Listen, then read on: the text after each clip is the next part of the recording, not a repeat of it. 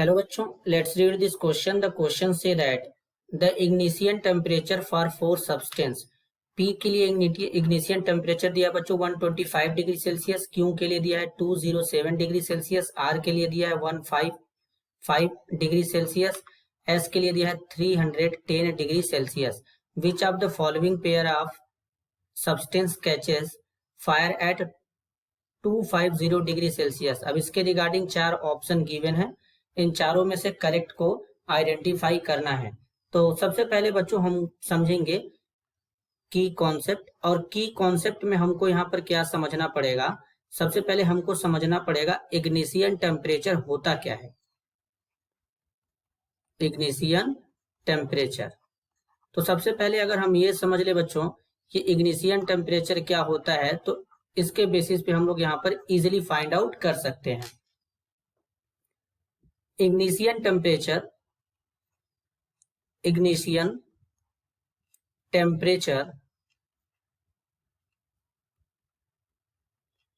is the minimum temperature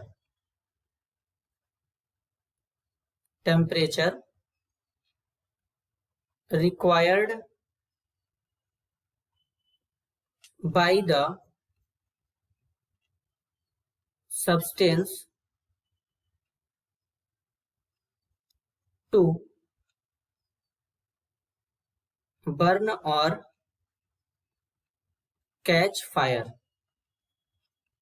मतलब बच्चों ignition temperature एक ऐसा टेम्परेचर, मिनिमम टेम्परेचर होता है, कम से कम टेम्परेचर होता है जिसपे कोई सब्सटेंस बर्न करने लगता है या फिर फायर को कैच कर लेता है.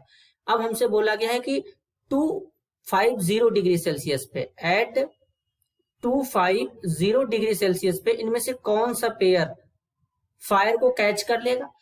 तो अगर हम P के लिए देखें तो P के लिए क्या है, 1 to 5 डिग्री सेल्सियस है, और बच्चों Q के लिए कितना है, 270 डिग्री सेल्सियस है, और R के लिए कितना है, 155 डिग्री सेल्सियस है, और S के लिए कितना है, 310 डिग्री सेल्सियस है. तो अब 250 डिग्री सेल्सियस से जिसका टेम्परेचर कम होगा वो फायर को कैच कर लेगा, और जिसका ज्यादा होगा वो नहीं करेगा. तो यानी P कर लेगा, Q नहीं कर पाएगा, R कर लेगा, S भी नहीं कर पाएगा.